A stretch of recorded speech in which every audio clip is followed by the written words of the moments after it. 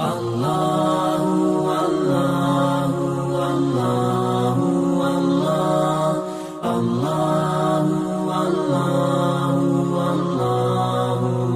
لله رب العالمين والصلاة والسلام على سيد الأنبياء والمرسلين أما بعد رب اشرح لي صدري ويسر لي أمري واحلل عقدة من لساني يفقه قولي رب زدني علما سبحانك لا علم لنا إلا ما علمتنا إنك أنت العليم الحكيم اللهم ألهمني رشدي وأعذني من شر نفسي. حاضرین و سامعین محترم، سورہ بقرہ کی آیت نمبر 3 کا ابتدائی حصہ آج کا ہمارا موضوع ہے الذین یؤمنون بالغیب، جو غیب پر ایمان رکھتے ہیں. Those who believe in the unseen. سب سے پہلے ہم الفاظ کی تحقیق کی طرف آتے ہیں. دو الفاظ یؤمنون اور الغیب. یؤمنون یہ آمن یؤمن ایمانا سے مضارع کا صیغہ ہے، جمع مذکر غائب کے لیے استعمال ہوتا ہے. اور ایمان یہ امن سے ماخوذ ہے، جس کا معنی ہے نفس کا مطمئن ہونا اور بے خوف ہونا. یہ لفظ عربی زبان میں با اور لام کے صلہ کے ساتھ استعمال ہوتا ہے. مثلا آمن لہو کا معنی ہے اس کی تصدیق کی، اور آمن بہی کا معنی ہے اس پر یقین کیا. ایمان کی بالمقابل جو الفاظ استعمال ہوتے ہیں ان میں ریب یہ اس کی ضد ہے، یعنی شک، تردد اور تذبذب کی کیفیت کو ریب کہا جاتا ہے، جبکہ ایمان اس کی ضد ہے، کیونکہ یہ مکمل یقین اور اعتماد کا نام ہے. علامہ ابن تیمیہ رحمہ اللہ ایمان کا مفہوم ان الفاظ کے ساتھ بیان کرتے ہیں. الایمان تصدیق السامع للمخاطب واثقا بامانته معتمدا علی دیانته، یعنی سننے والے کا بات کہنے والے کی امانت و دیانت پر پختہ اعتماد کرتے ہوئے اس کی بات کی تصدیق کرنا، یہ ایمان ہے. اصطلاح شریعت میں ایمان سے مراد کیا ہے؟ جو زیادہ جامع تعریف ہے ایمان کی، اس کے مطابق الایمان هو تصدیق النبی صلی اللہ علیہ وسلم فی جمیع علم مجیئہ به ضرورتا،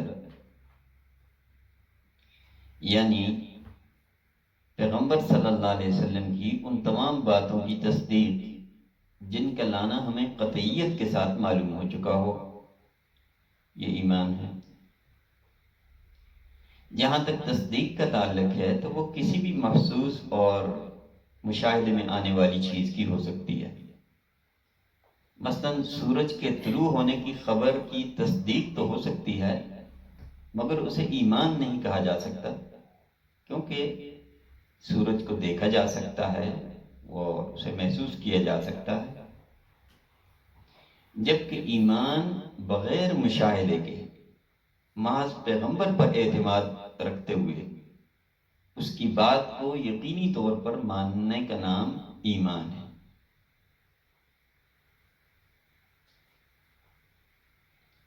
دوسرا جو لفظ اس آیت میں استعمال ہوا ہے وہ الغیب ہے. یہ مصدر ہے اور یہ شہود کی ضد ہے. غیب ہر اس چیز کو کہتے ہیں جو حواس سے اور عقل سے ماورا ہو، نگاہوں سے اوجل ہو، یا مشاہدے اور تجربے سے باہر ہو، اس کو غیب کہا جاتا ہے. لہذا غیب کا اطلاق ان تمام غیبی امور اور حقائق پر ہوتا ہے جنہیں انسان اپنے حواس کے ذریعے معلوم نہیں کر سکتا. یعنی اللہ نے جو ہمیں حواس خمسہ عطا کیے ہیں، دیکھنے کی صلاحیت، سننے کی صلاحیت، بولنے کی صلاحیت، سونگھنے کی صلاحیت، چکھنے کی صلاحیت، جن کے ذریعے ہم بہت سی معلومات حاصل کرتے ہیں، بہت سی چیزوں کا ہمیں علم ہوتا ہے.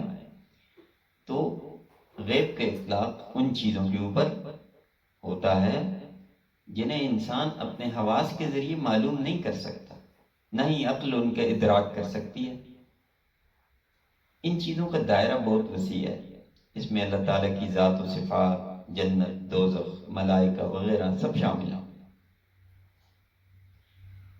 اللہ کی ایک صفت ہے عالم الغیب والشہادہ، وہ حاضر و غائب کو جانتا ہے. اللہ تعالیٰ کے عالم الغیب ہونے سے مراد کیا ہے؟ وہ ان چیزوں کو بھی جانتا ہے جو انسانوں کے لیے غیب کا درجہ رکھتی ہیں، اسی نسبت سے ان کو غیب کہا گیا ہے. وگرنہ اللہ تعالیٰ کے لیے تو حاضر و غائب ہر چیز یکساں ہے، اس کے لیے تو کوئی چیز غیب نہیں ہے. لیکن اسے عالم الغیب اس وجہ سے کہا جاتا ہے کہ چونکہ وہ انسانوں کے لیے غیب کی حیثیت رکھتی ہیں وہ چیزیں، تو اس نسبت سے ان چیزوں کو غیب کہا جاتا ہے اور اللہ کو عالم الغیب کہا جاتا ہے. ورنہ اللہ تو ہر چیز کو جانتا ہے، عالم الغیب والشہادہ، حاضر اور غائب سب اس کے لیے یکساں ہے. اب ہم آتے ہیں اس آیت کی تفسیر کی طرف. الذین یؤمنون بالغیب، یہاں سے متقین کی صفات اور علامات کا بیان ہے جو کتاب ہدایت سے فیض یاب ہوتے ہیں، جن کا ذکر گزشتہ آیت میں ہوا تھا ھدی للمتقین کے الفاظ کے ساتھ،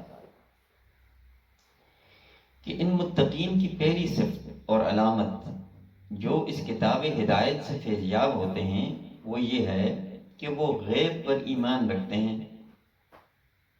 یعنی ذات باری تعالیٰ پر، وحی الہی پر، فرشتوں پر، جنت اور دوزخ پر، عالم برزخ پر، عالم آخرت پر، عذاب قبر پر، حشر اجساد پر، ان ساری چیزوں پر جو غیبی امور سے تعلق رکھتی ہیں ان پر ایمان رکھتے ہیں،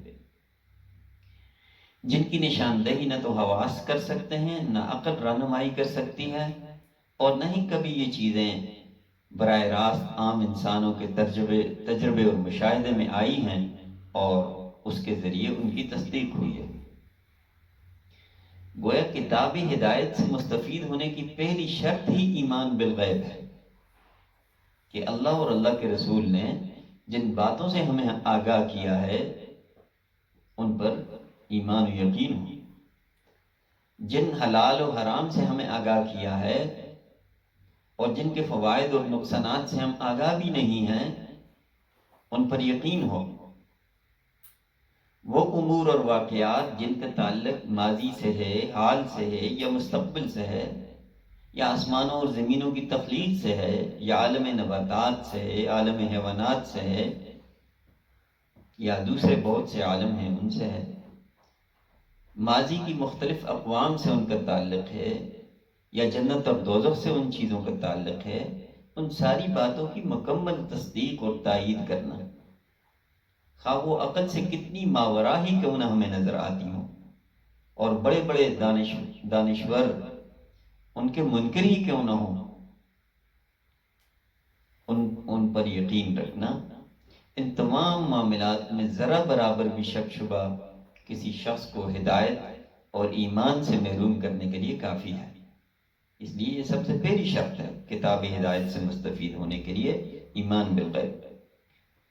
اسی لیے قرآن حکیم نے مومنین کی تعریف کرتے ہوئے یہ واضح کیا ہے سورہ حجرات میں، انما المؤمنون الذین آمنوا باللہ ورسولہ ثم لم یرتابوا، مومن وہ لوگ ہیں جو اللہ اور اللہ کے رسول پر ایمان لائے پھر کسی قسم کے شک میں نہیں پڑے.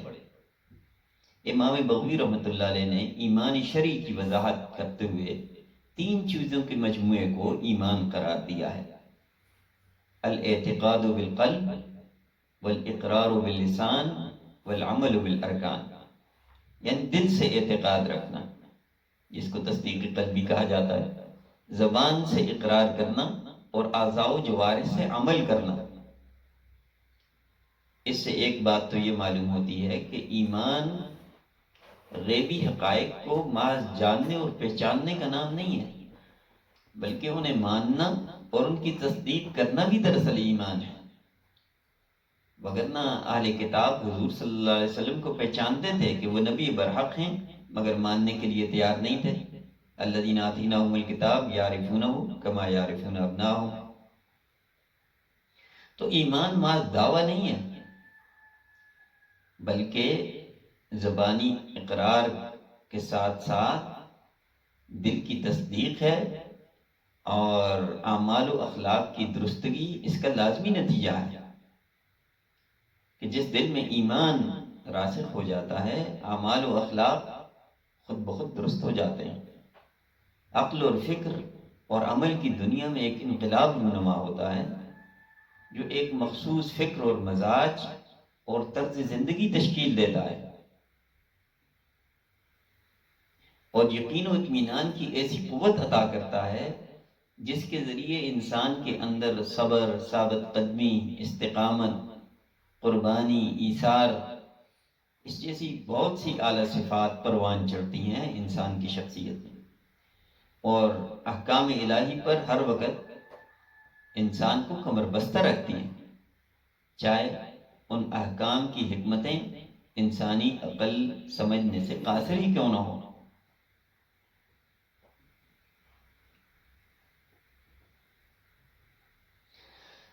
اب تھوڑا سا ایمان کی ضرورت کے حوالے سے ہم مختصر سی بات کریں گے کہ ایمان کیوں ضروری ہے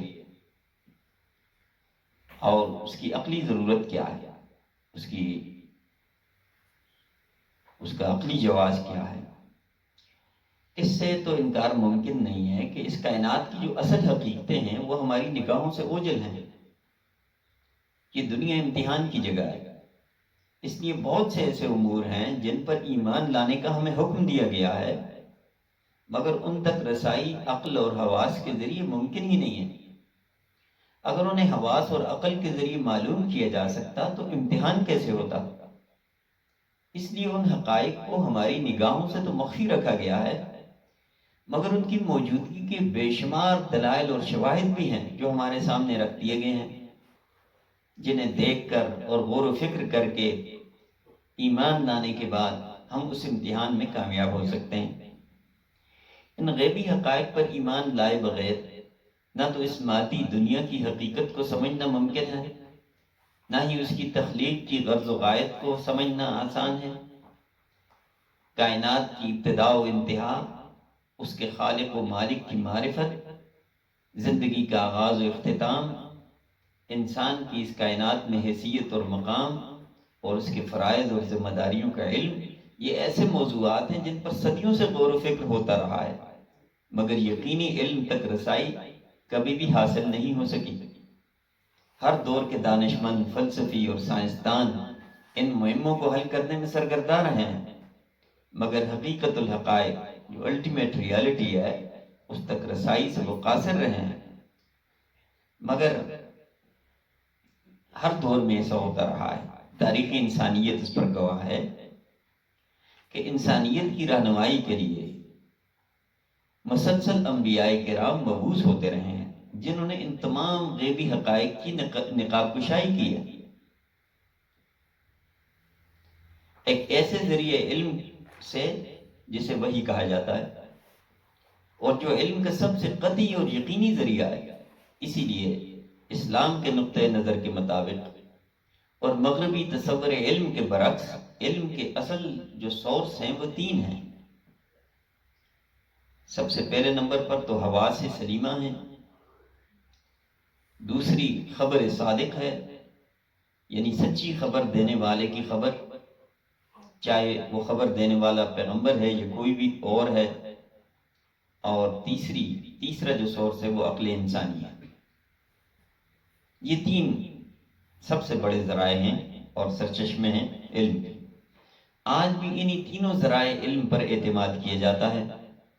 بے شمار معاملات اور واقعات اور بیانات ایسے ہیں جنہیں ہم حقیقت تسلیم کرتے ہیں، مگر نہ ہم نے کبھی ان کا مشاہدہ کیا ہوتا ہے، نہ ذاتی عقل و فہم سے ان کی تصدیق ہوتی ہے، بلکہ ہم علوم اور سائنس کے ماہرین کی مہارت، ان کے تجربے اور سچائی پر اعتماد کرتے ہوئے ان کی باتوں کو تسلیم کرتے ہیں۔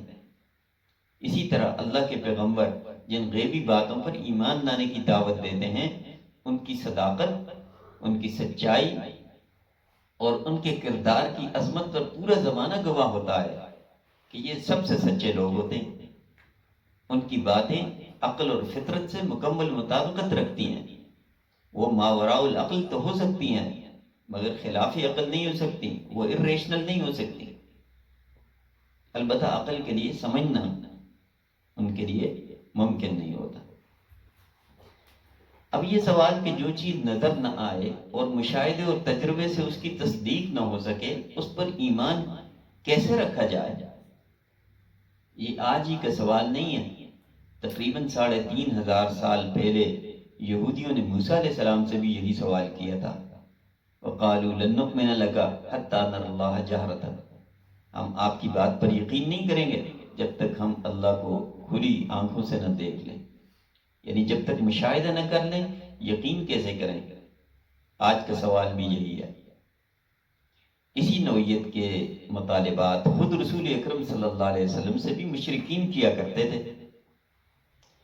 قرآن حکیم اس انداز فکر اور اس مائنڈ سیٹ کی تردید کرتا ہے ان الفاظ کے ساتھ، بل کذبوا بما لم یحیطوا بعلمہ ولما یأتیہم تأویلہ، انہوں نے اس لیے جھٹلا دیا کہ وہ بات ان کے دائرہ علم میں نہ آ سکی، یعنی ان کے حواس خمسہ کے ذریعے وہ اس کو معلوم نہ کر سکے، اس لیے اس کی تردید کر دی، اور اس کی اصل حقیقت ان پر کھلی ہی نہیں ہے۔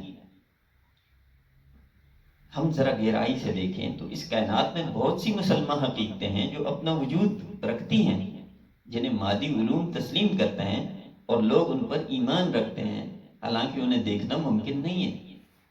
ہوا کو دیکھا نہیں جا سکتا، مگر گرد و غبار کا اڑنا اور درخت کی شاخوں اور پتوں کا ہلنا اس کی علامتیں ہیں۔ جسم میں درد کی موجودگی کو دیکھا نہیں جا سکتا، مگر چہرے پر درد کے آثار سے اس کی نشاندہی ضرور ہوتی ہے۔ اسی طرح گریویٹیشن کا لا ہے، قانون تجاذب جس کو کہا جاتا ہے، یہ ایک مسلمہ سائنسی حقیقت ہے، مگر کشش ثقل کو بذات خود نہیں دیکھا جا سکتا، یہ ناقابل مشاہدہ ہے، لیکن ایک مسلمہ حقیقت ہے۔ روشنی، نیوکلیر انرجی وغیرہ یہ ساری مسلمہ حقیقتیں ہیں، مگر انسان براہ راست انہیں نہیں دیکھ سکتا، حتیٰ کہ انسان خود اپنی روح کو بھی دیکھنے سے قاصر ہے، جس کے نکلنے سے جسم بے جان ہو جاتا ہے، مگر وہ ایک حقیقت ہے۔ ہماری اندرونی جذبات اور کیفیات، خوشی اور مسرت، غم، غصہ اور نفرت، یہ ایسی حقیقتیں ہیں جو دکھائی نہیں دیتی، نہ حواس کے ذریعے محسوس کی جا سکتی ہیں، لیکن ان کی علامات اور آثار سے ان کی موجودگی کو تسلیم کیا جاتا ہے۔ اس لیے ایک مشہور مغربی فلاسفر ہے مینڈل، وہ اس کا اعتراف کرتا ہے کہ بہت کم ایسی حقیقتیں ہیں جو ہم حواس کے ذریعے معلوم کر سکتے ہیں، ان کے علاوہ بھی بہت سی ایسی حقیقتیں ہیں جن کا علم ہم براہ راست حاصل نہیں کر سکتے، تاہم انہیں جان سکتے ہیں۔ ہم انفرنس کے ذریعے یا استنباط کے ذریعے یا تعقل اور تدبر یا ریزننگ کے ذریعے کچھ معلومات اور واقعات کی بنیاد پر کسی حقیقت کو تسلیم کرتے ہیں، چاہے اسے دیکھا بھی نہ گیا ہو۔ بےعینی ہی اسی طرح اللہ تعالیٰ کی نشانیاں، آیات بینات جو کائنات میں ہر طرف بکھری ہوئی دکھائی دیتی ہیں، یہ غیبی حقائق کی موجودگی کا پتہ دیتی ہیں، جن پر ایمان و اعتقاد سے انسان کا قلب و ضمیر نہ صرف مطمئن ہوتا ہے بلکہ اس کا اضطراب اور خود بخود رفع ہو جاتا ہے۔ یہی داخلی اور اندرونی امن اور اطمینان ایمان کہلاتا ہے۔ گویا کائنات کے اصل حقائق تک رسائی غیب پر ایمان لائے بغیر ممکن نہیں ہے۔ یہ وہ بنیاد ہے اور اصل ہے جسے قبول کیے بغیر دوسری صداقتوں کو قبول کرنا ممکن بھی نہیں ہوتا۔ اسی سے ذات الہی کی معرفت حاصل ہوتی ہے، اسی کے ذریعے اس سے حقیقی تعلق قائم ہوتا ہے اور اس ذات سے رابطہ مستحکم ہوتا ہے، اسی کے ذریعے نبوت اور رسالت کی حقیقت سمجھ میں آتی ہے، اور زندگی کے جو حقیقی مقاصد ہیں وہ انسان پر منکشف ہوتے ہیں۔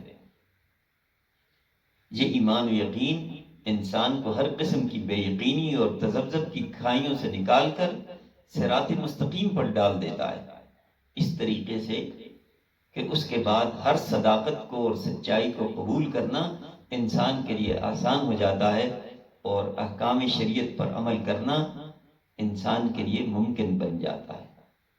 اللہ تعالی ہمیں حقیقی ایمان کی لذت سے آشنا فرمائے اور قرآن حکیم کی حقیقی سمجھ اور اس پر عمل کی توفیق نصیب فرمائے۔ وآخر دعوانا ان الحمد للہ رب العالمین۔